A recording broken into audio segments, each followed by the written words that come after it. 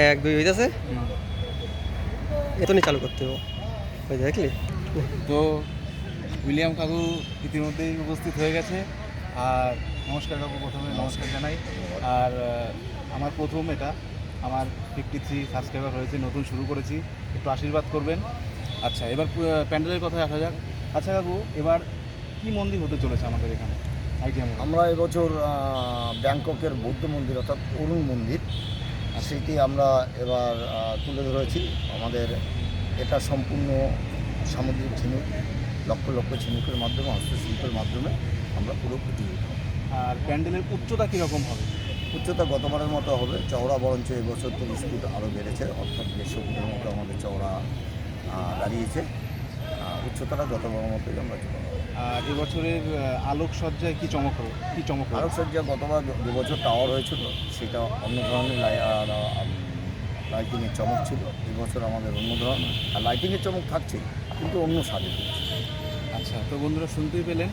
আর প্রতিমায় যেরকম ঝিনুকের দিয়ে কাজ হচ্ছে সেটা তো রয়েছে, আর এছাড়া প্যান্ডেলের কি বিশেষ আকর্ষণ রয়েছে? প্যান্ডেল কি দিয়ে?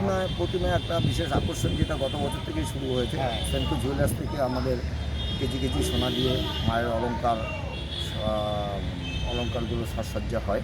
এবছরও সেই চমক থাকছে। আচ্ছা, অসংখ্য ধন্যবাদ। আর মোটামুটি প্যান্ডেল কমপ্লিট হবে কদিনের মধ্যে? আশা রাখছি আমরা মহলের মধ্যে কমপ্লিট করব। আচ্ছা, ধন্যবাদ কাকু। ধন্যবাদ। সোশ্যাল মিডিয়ায় সাবস্ক্রাইব লাইক করে দেবেন। আপনারা শুনতেই পেলেন। তাহলে আমাদের যে আইটিএম মোড় প্যান্ডেলের যে মেন উদ্যোক্তা অর্থাৎ উইলিয়াম কাকু, আমি তার টাইটেল জানি না, আমি বলবও না, আমার অনেক বড় হয়, উনি বললেন, ওনার মুখ থেকে আপনারা শুনতে পেলেন যে এই প্যান্ডেল মোটামুটি মহালয়ার আগেই কমপ্লিট হয়ে যাচ্ছে।